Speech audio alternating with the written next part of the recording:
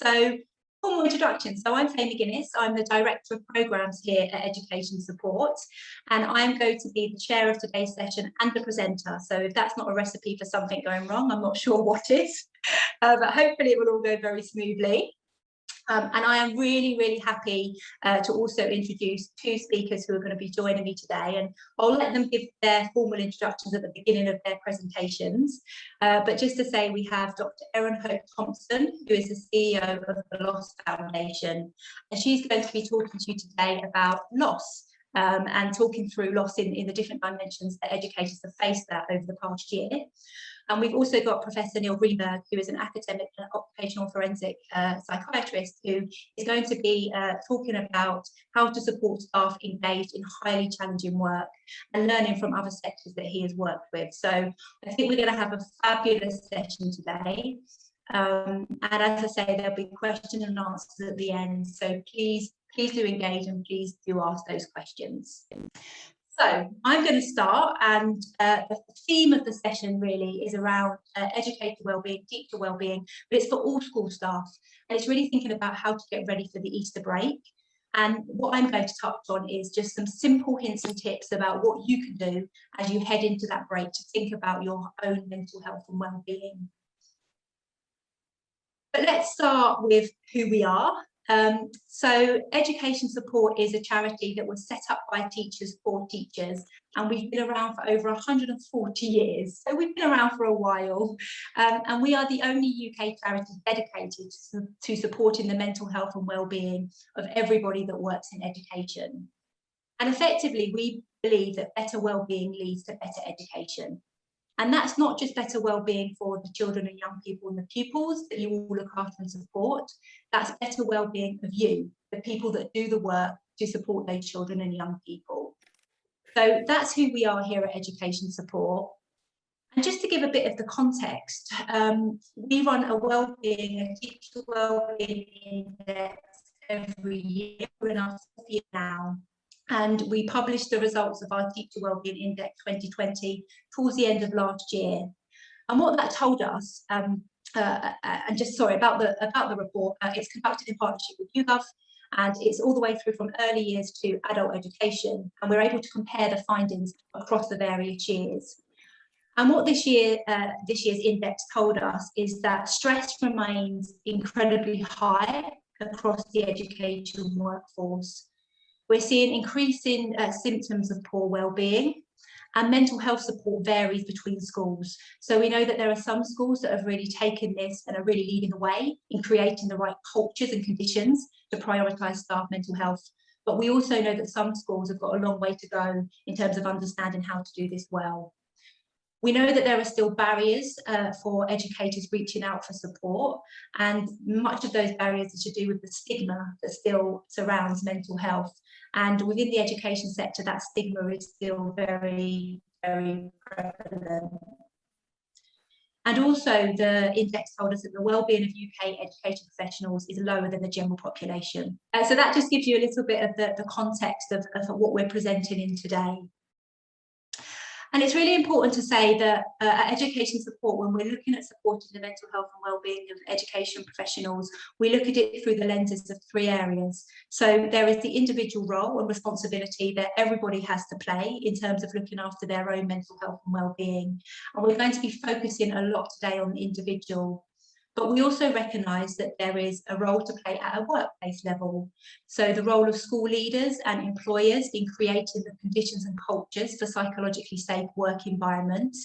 And there is a responsibility there on those leaders to create those environments. So we work at a workplace level as well. But we also know that there is a lot that we need to do at a system level. So there are many policies that drive education and the way that educators can work. And we know that some of those policies might negatively impact on staff mental health and wellbeing, and they often feel outside of the control of the individual or the workplace. So although we're looking very much at the individual today, I think it's very important to say that we recognise that you have to look through the lens of all 3 of these areas if we're really going to see a shift in how educators feel about their mental health and wellbeing. So as you go into the Easter break, I wanted to touch on 3 areas that seem to be coming up quite a lot for educators. So this feeling of lack of control, and so there's something here about how you can take control of your own mental health and well-being during the break.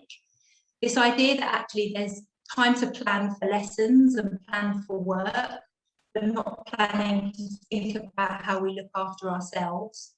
And also this sense of managing stress and anxiety about returning back after the Easter break. So I just want to touch on these three areas before I hand over to Erin for her presentation. So many of you would have seen this. It's not new. It's not something that we just created. The circle of influence and concern and control is something that is well known and well evidenced.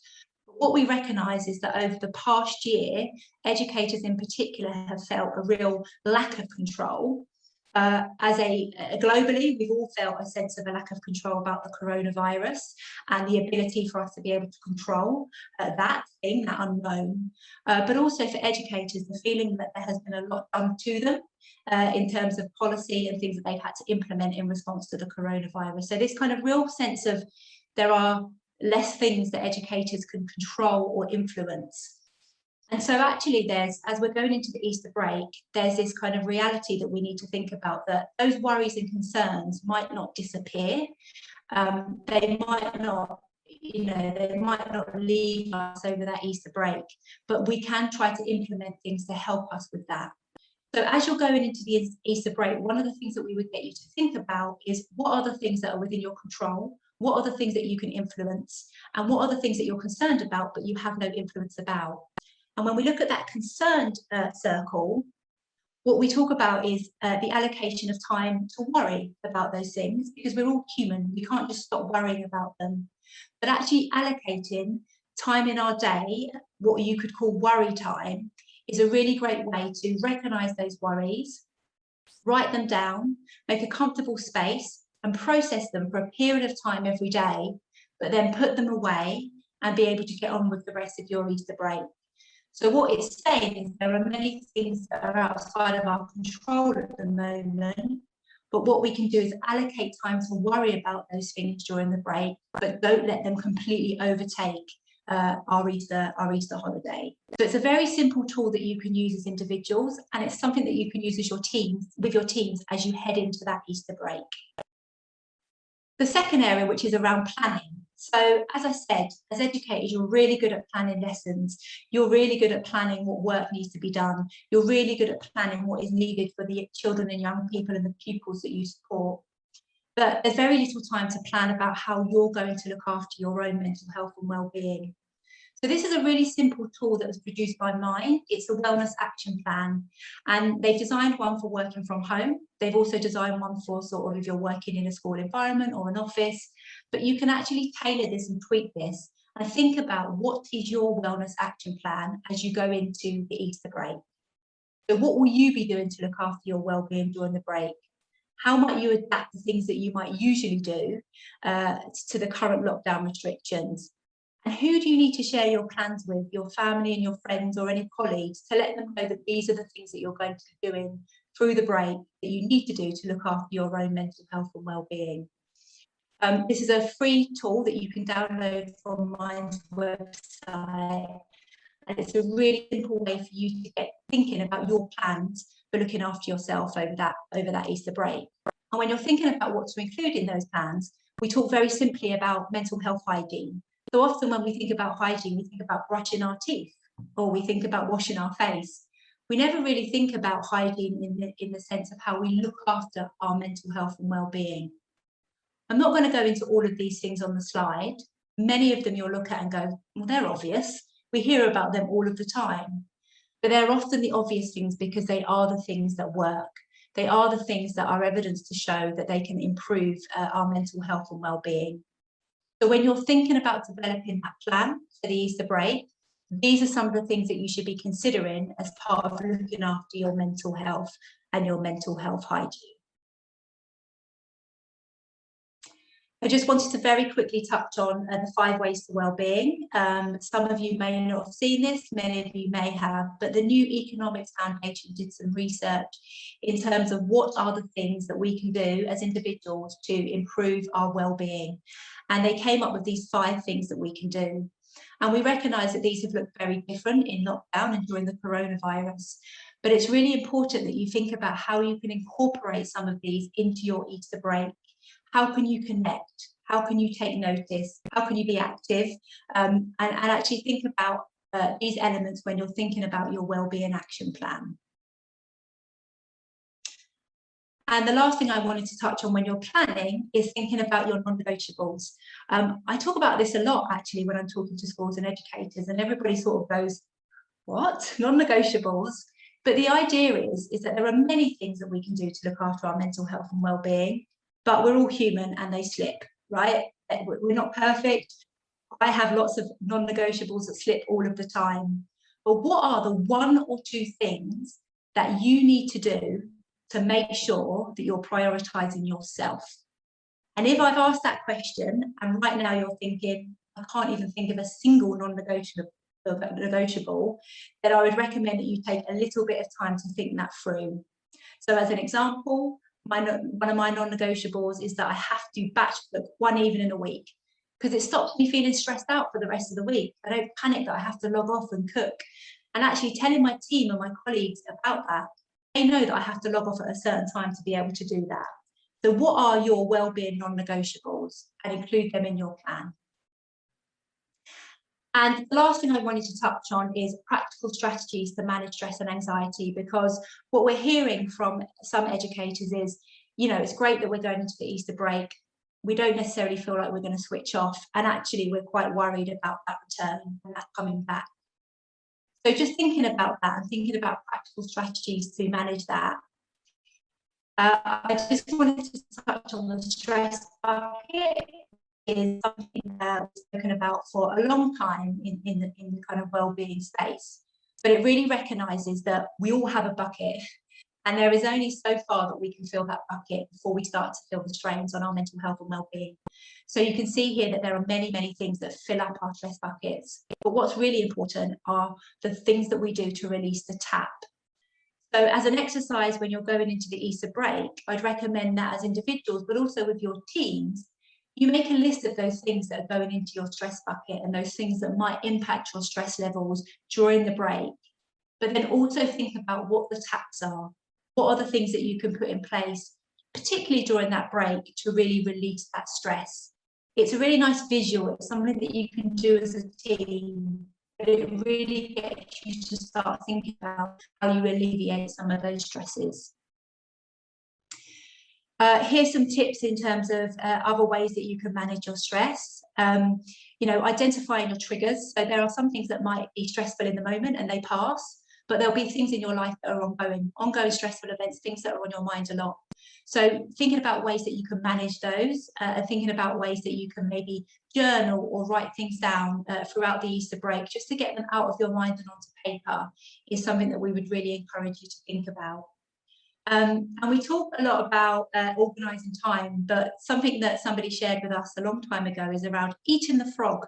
We all have that thing on our to-do list that we just leave there till the end of the day because it's the worst thing that we can possibly think about doing. But actually it causes us a lot of stress throughout the day because we're thinking about it. So eating the frog, getting that stuff out of the way, will let you focus the rest of your time on enjoying the break and looking after yourself. And lastly, we are hearing from educators that they are feeling feelings of anxiousness. I think collectively over the past year, we have all felt a level of anxiousness around the coronavirus. But we're hearing from educators that they're feeling some of these signs, which could be signs that people are feeling quite anxious. So we just wanted to share these signs with you so that you can keep an eye on them and recognise them potentially in yourself or in others. But really importantly, we wanted to share how you can respond in the moment if you're physically feeling those feelings of anxiety. So actually being able to ground yourself physically is really important if you're starting to feel some of those feelings. Thinking about your breathing and reconnecting to your senses is a really important way to ground yourself. So if during the Easter break you're starting to feel those anxious feelings about returning, we would recommend that you start to think about how you can physically respond in the moment to bring you back to yourself. And I wanted to share that today because we've been hearing a bit from educators about that anxiousness about returning to. to work. So those were just my hints and tips that I wanted to share with you, just so that you can start to think about how you prioritise yourself as you move into the Easter break. But I'm really happy now to hand over to Erin, who's going to present. So I'm going to stop sharing and let Erin share her screen. Can you see that okay? I've got some thumbs up, fantastic. It's really nice to speak today. I'm aware that the connection was dropping out a little bit, I think potentially with lots of people on the call, so it's a good thing, but hopefully you can hear me clearly enough. My name is Erin. I am a clinical psychologist and I'm also the director of the Loss Foundation. The Loss Foundation is a bereavement charity. We specialise in supporting people who've lost loved ones to cancer, and we do that in a number of different ways. However, last year we also opened up our remit to support people who'd lost loved ones to coronavirus. It seemed like the right thing to do given there was this global pandemic. And although we work with loss in relation to bereavement and death, actually it's fair to say that over the last few years we've been working with organisations helping reflect on loss in a number of different ways, because of course we experience it in so many ways. It's an integral part of life. And I guess I just wanted to spend 10 minutes today thinking about what that might look like within the education sector. So let me go on to this next slide here. So, you know, this last year, I think it's fair to say, has been like no other. That's for one and for all. And this virus has very much illuminated and distorted our existing society, shining a light on deprivation, inequalities, political unrest, and largely forcing us to live in ways that are very unnatural to us, but not just live in ways, also work in ways that are very unnatural to us. And I think it's also fair to say that no sectors have been untouched by this, but some touch so more so than others. And education is very much one of those sectors where it's been completely different from the norm, and a very challenging year for you all. I wanted to make room for us just to reflect on some of those losses. And I think it's a really important part of self-care to allow ourselves to do that, you know, and coming off of what Faye said in regards to self-care, sometimes that's also allowing us to sort of just have these outlets and allow us to have that worry time and write things down. It's essentially allowing us to have some reflection. And I wanted to make room for the different types of themes of loss that have come up over the last year within the sector that you're working in. And I'll bring some of these up on the screen for you now, none of which I think will be news to you. But we rarely stop to take stock and process all that has happened. And in fact, I think it's really hard to do that whilst we're still going through it. And we are still going through it. You know, potentially we've got this end in sight coming up and change is happening, but you may find that you're still very much in survival mode, trying to adapt to the unknown. And I guess starting with the one that's popped up on your screen, first of all here, you know, no matter your role in education, there will have been losses in the way of relationships, changes to relationship dynamics. For example, how you relate to your peers at work, you know, and that relationship not being able to function in the same way remotely. For some of you, relationships with students will be that real high point of your work, maybe sometimes the low, but for some of you, that might be why you're even in this. So not being able to relate to students in the same way potentially caused a lot of difficulty or distress. And so there's so much there in the way of loss of relationships, loss of routine and structure. And that is, of course, inside and outside of work. But that change in structure and routine can create, you know, a lack of certainty. And, you know, lack of certainty can be really anxiety provoking. Are we going back? Are we not going back? It can be really anxiety provoking to not really know what lies ahead. Now, for some of you, you may have experienced, you know, loss of confidence, you know, having to do things differently, teaching online, for example, and cope with all that brings may really challenge our confidence within our roles, our self-esteem within our roles. And it may be that there's also some loss of autonomy over decisions in the way things are being done. And of course, that more broadly speaks to, you know, loss and lack of control. There's been so little that we've been able to do in way of controlling this. You know, it's very much been government-led. We've all just kind of had to roll with it and follow guidelines and rules. And there's been very little in the way of control. collectively, all of these things are very overwhelming, and I'm just naming but a few. But also recognize that for some of you, you may well have actually lost colleagues, friends, and family during this time to the virus or other things. Now, that, of course, is life-changing. So having to adapt to this sort of huge life-changing event alongside all these other changes, it really is overwhelming. Or at least it can be, and maybe we don't make room to allow it to overwhelm us. But I'm also aware that we haven't had, normal coping mechanisms. We haven't been able to rely on a way of life that allows us to look after ourselves sometimes in the ways that we are used to and in the ways we might need. So there's, everything is untouched, and there's been so much changed within your sector, and, you've done so well to try and adapt to it. And I wanted to just spend the last few minutes helping you think about, well, how do you reflect on loss? Yes, a lot has happened. Do I need to think about it? What do I do with it? Shouldn't I just charge ahead? And there's lots of different models of loss, psychological models that I could put on and share with you. And I'm going to share just one image with you because it's quite a simplistic but powerful model, and one that I think you might be able to just sort of hold in mind and sort of see where you're at. And it might be that you evolve with this model over time. So the model I wanted to bring up on the screen for you is typically a grief model, but very much relatable to any type of loss that we might be talking about. And it's called the dual processing model of grief, by Strobe and Shute. I should have put that on the screen. It essentially, designed as a grief model, suggests that we operate in two main ways when grieving, and that we oscillate back and forth between them. But again, it's relevant for loss outside of death as well. The theory being that, sometimes you might hear things like, well, we should just work through it, or, focus on the grief or the loss or what have you, and face it head on. But sometimes life doesn't allow for that. And actually, sometimes trying to have a distraction from loss is also really important and is a natural way of trying to cope with loss. So let me flesh out for you what this model is even kind of telling us. So it states that we're in these sort of two modes of being and we oscillate. So what does being loss-oriented mean?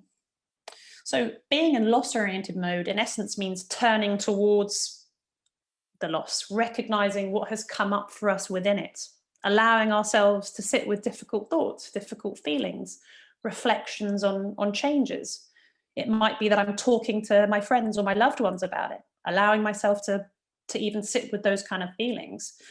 And of course, being in loss-oriented mode can bring up all sorts of difficult emotions: sadness, anger, loneliness.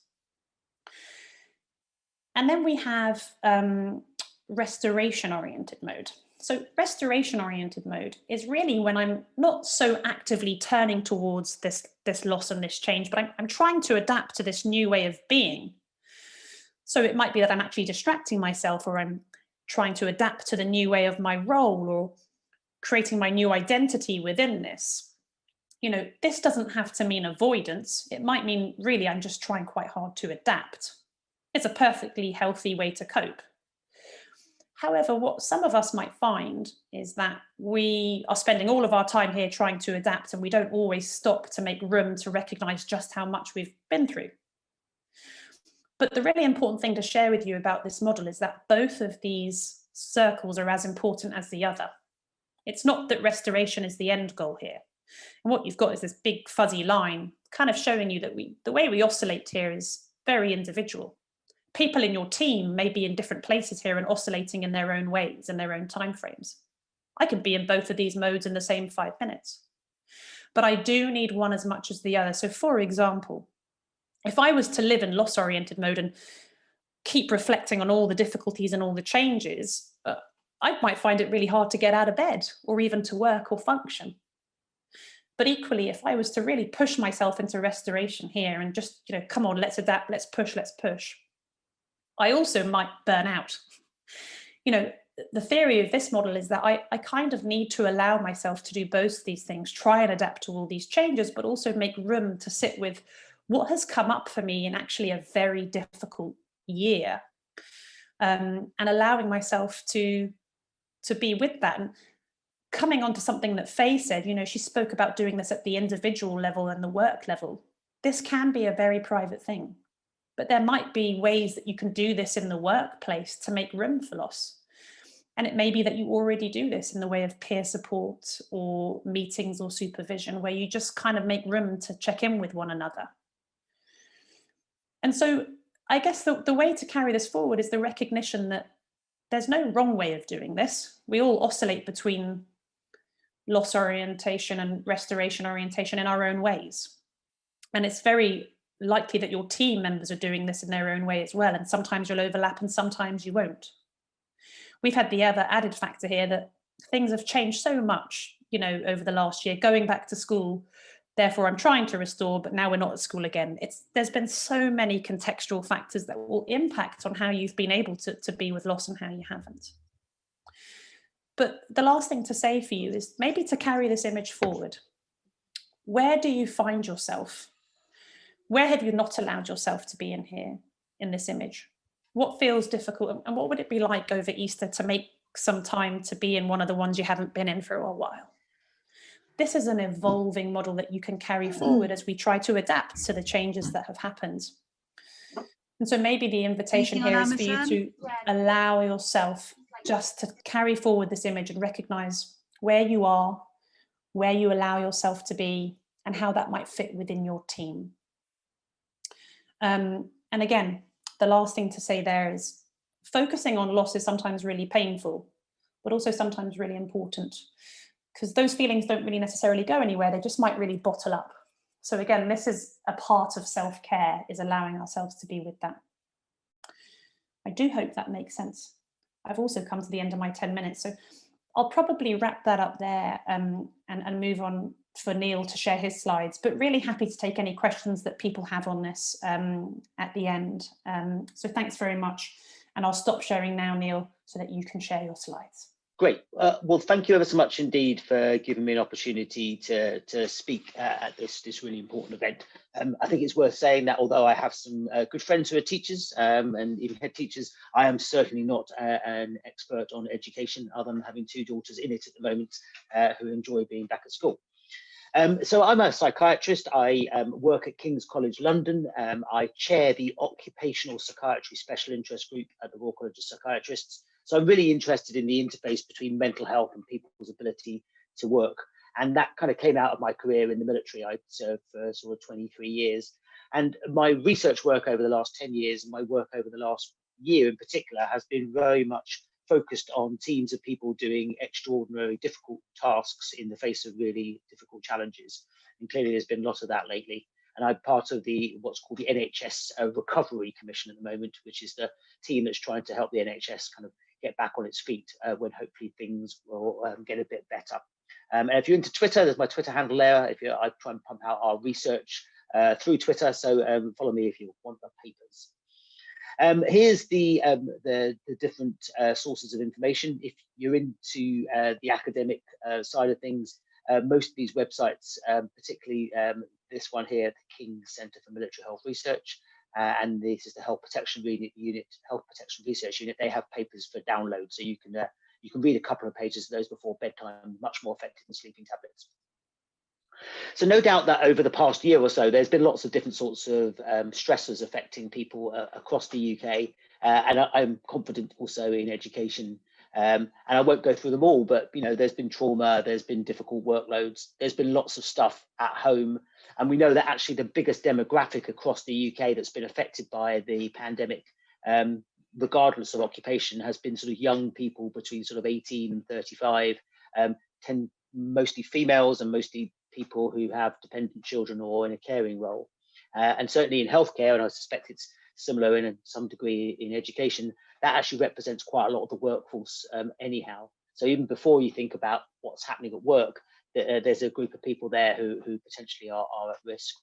And also there's been this particular issue which has come up time and time again in healthcare and emergency services, and I'm confident will also be the case in education, about what's called moral injury. And moral injury describes a situation in which something happens that strongly violates your moral or ethical code. So something that you just don't think should have happened, but because of the situation over the last year, that it absolutely has. And we've all had these sort of situations in our lives, and hopefully most of us stay well. Some of us get some distress about, did we do the right thing? Should that have happened? And the moral injury is where something sets in, and the anger, the shame, the guilt that occurs becomes something that doesn't just go away over a few days, and that predisposes you to become unwell. So it sits in this sort of spectrum of reactions to these difficult situations. And they can occur from things that you did or other people did, things where I didn't do, I didn't act, and feeling let down, by one's colleagues that you thought you could trust, or by one's seniors who are meant to be looking after you. And certainly in healthcare, one of the sort of overriding sort of sayings that comes out a lot is that, I did my best, but it just wasn't good enough.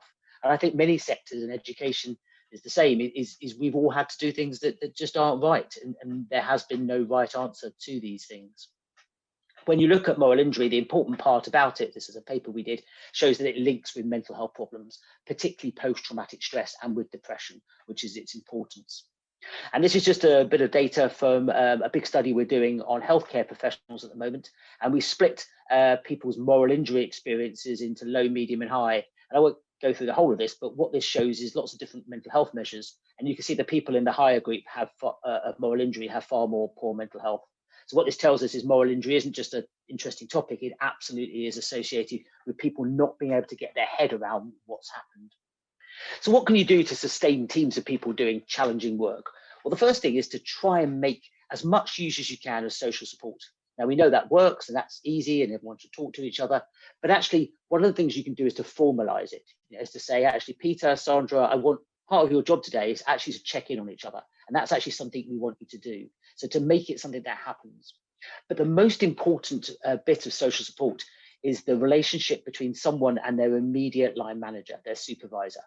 And what we show from data in emergency services and from the military is that if you have a supervisor who you feel is looking out for your needs and who can have what we call a psychologically savvy chat, I'm sure some English people will tell me that I probably haven't done that properly, but if you can speak about psychological well-being with your staff in a meaningful way, then actually you get a 90% reduction in mental ill health.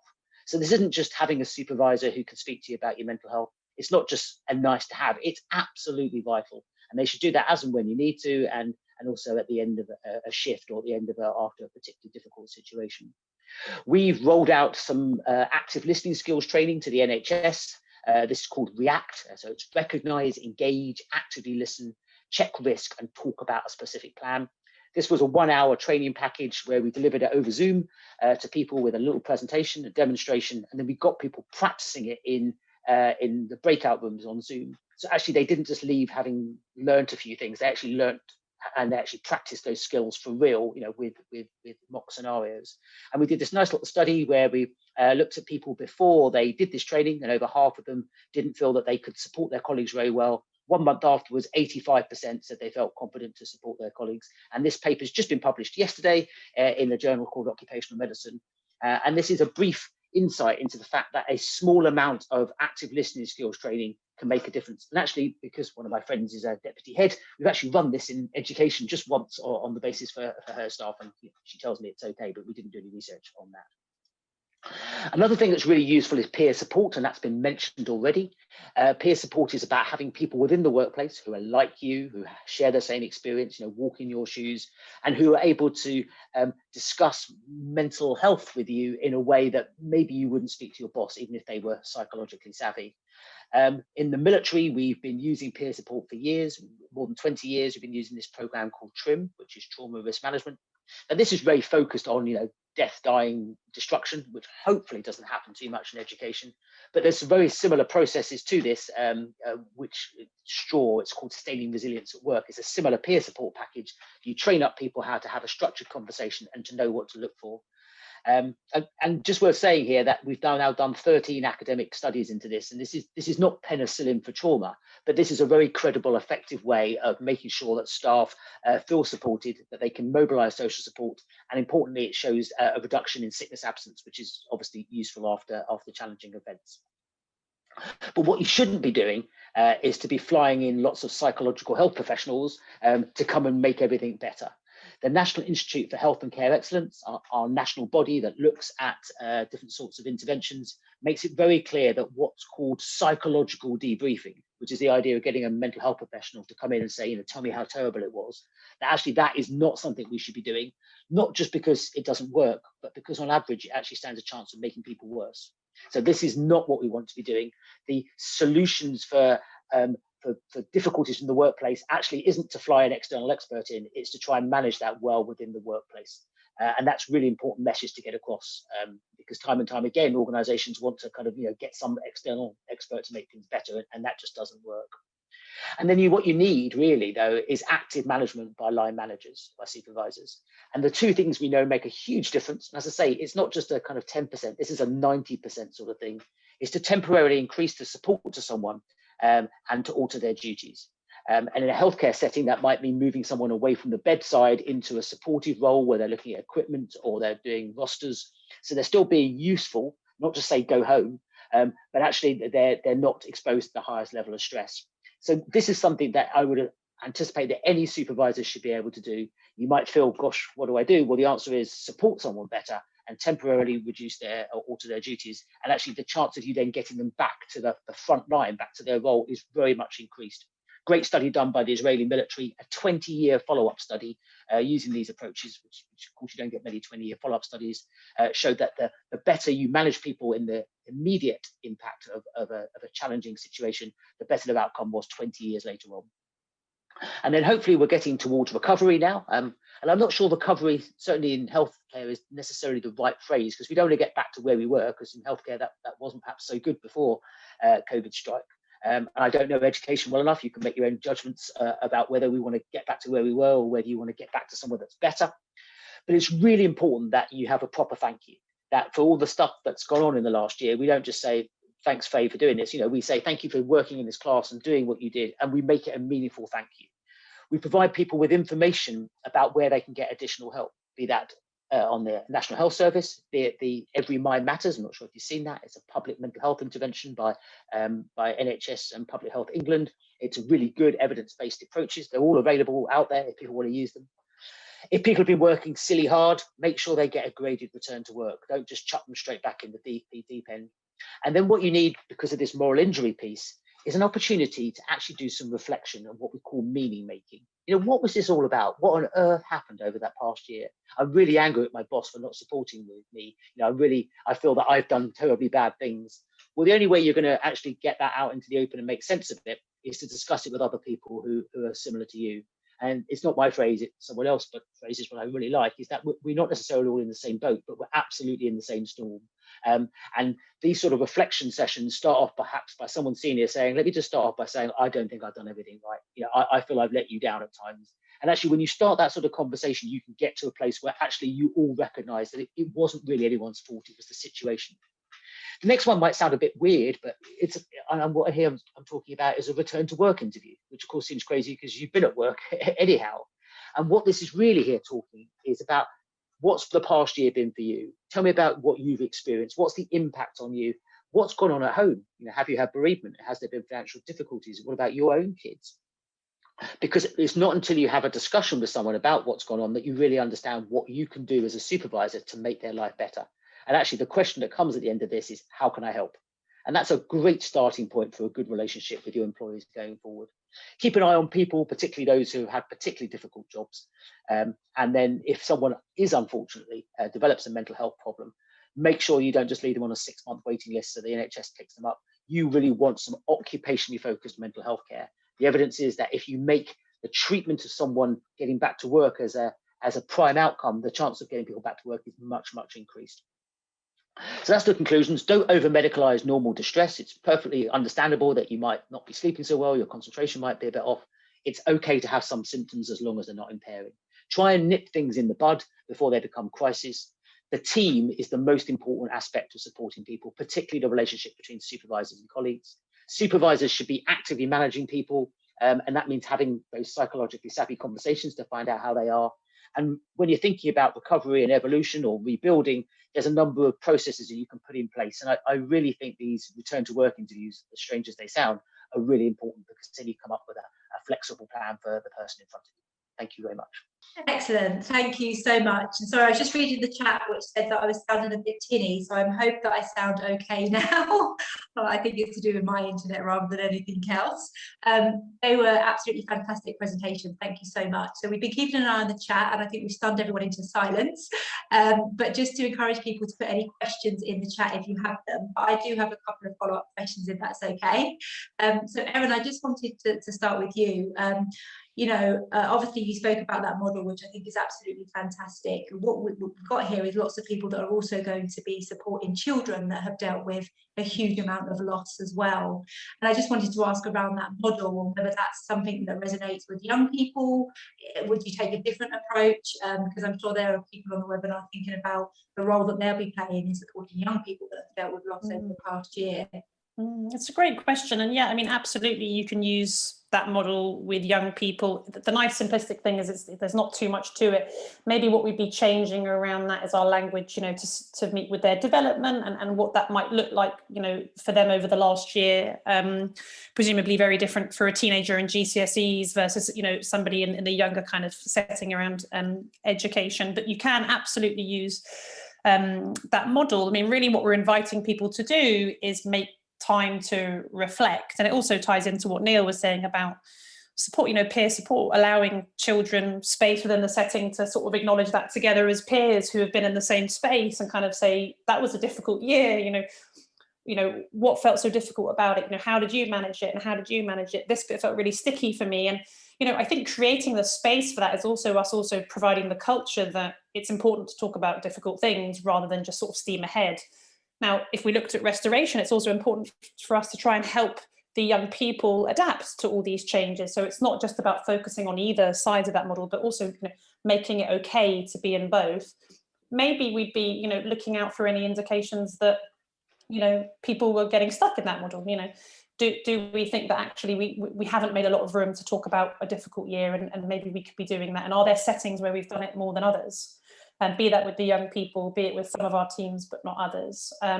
So you can absolutely use that model. There's all sorts of ones. It's definitely our favourites. You know, it could be with younger children. You might be moving more towards, you know, particular emotions and being very specific with emotions, rather than calling it loss orientation or restoration, but perfectly applicable. I mean, if it sits with you and it makes sense to you, then you're probably more able to describe it to others as well.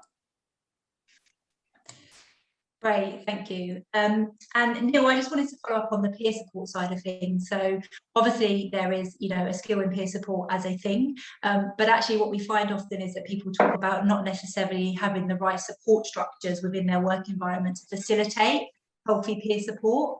So I just wondered whether there's anything that you can share around how you kind of create the environment to facilitate that healthy peer support. So I think my experience having worked with lots of different organisations is that merely putting in place a peer support program without getting the buy-in from the people who might actually use it is not going to get it to work.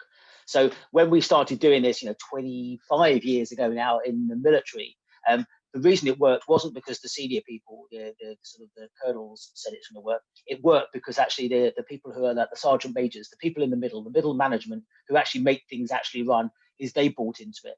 And the reason they bought into it wasn't that they wanted to be nice to the junior staff. That wasn't really in their mind. It was the fact is they've been around long enough to see how things go wrong. And actually, when you started talking to these people, and our courses sort of run a couple of days each, actually, they would sit there looking slightly disinterested to start off with. They can have quite a sneery looking face if you're a sergeant major. They learn how to do it very well. But actually, when they got talking, they said, you know what, actually, I can think of 2, 3, 4, 5 colleagues where actually they fell by the wayside because actually they didn't have this sort of thing.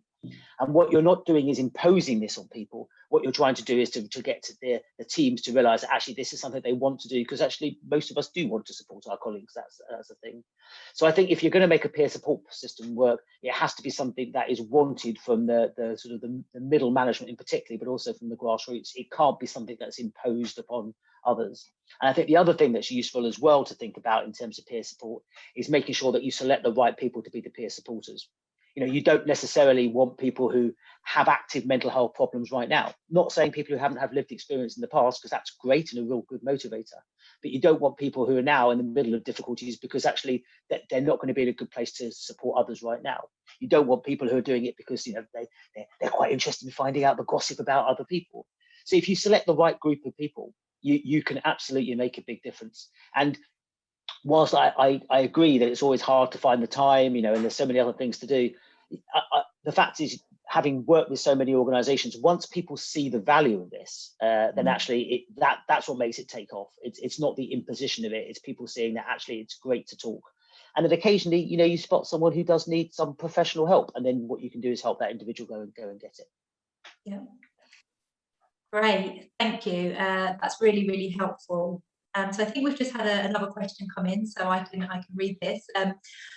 From Nadine, how can we continue to support a colleague who has tremendous mental health issues at present without allowing professional boundaries to be crossed? At what point do we say we're not qualified to support the demands on colleagues' time, and it's not healthy for either party? So Neil, can I ask you to take that one? Yeah, so the key point here is about functionality. You know, the question for when does a mental health difficulty become a mental health problem or a mental health disorder is, does it impair your function? So, you know, if I have a cry at work, you know, it's not great, but I'm in the middle of a pandemic and things are a bit tough, that doesn't make it a problem. But when actually I can't concentrate on what I'm doing and I go home and I'm shouting at the kids and drinking the second bottle of wine to get through, I've moved from being a bit distressed to actually having a difficulty. And I think as a manager or as a colleague, what one should be looking for there is to identify that someone's in that sort of situation, which is part of the peer support training or whatever training you do. And the second thing is not just to say, go and get yourself sorted and come back when you're ready, because actually getting people back to work means that work actually can be part of the solution as well as the problem. So when someone goes to get care and you help them to get it and, you know, check in with them to make sure they are, then the next thing is, how do we get you back into some sort of work? And there's a great model, it's called individual placement and support. And what this model generally says, and it's really effective, is that you don't wait till people are work ready until you bring them back. What you do is you get them back, even doing, you know, an hour a week or something. Let them feel useful, let them build their self-esteem and get them back into work slowly. If you've been off work for 2 weeks, 4 weeks, 6 weeks, 2 months, it becomes increasingly difficult to come back to work. So try and maintain that link any way you can to keep people part of that team, and don't just say, go get yourself fixed and come back when you're ready. Yeah, I think that's so important. And actually, Victoria's made a comment here in the chat about returning to work after shielding and feeling very anxious and nervous about that. So actually what you just said could very much apply as well in that situation. So I think that's really, really useful. So I jump in there, but I think one of the things about that particular situation with shielding is we know from the Public Health England data that people who have been shielding, the better they've been shielding, actually the more of an impact it's had on their mental health. And it is completely and utterly understandable that someone who came back to work after that would be anxious. That's not an indicator that they're ill, that's an indicator of normality.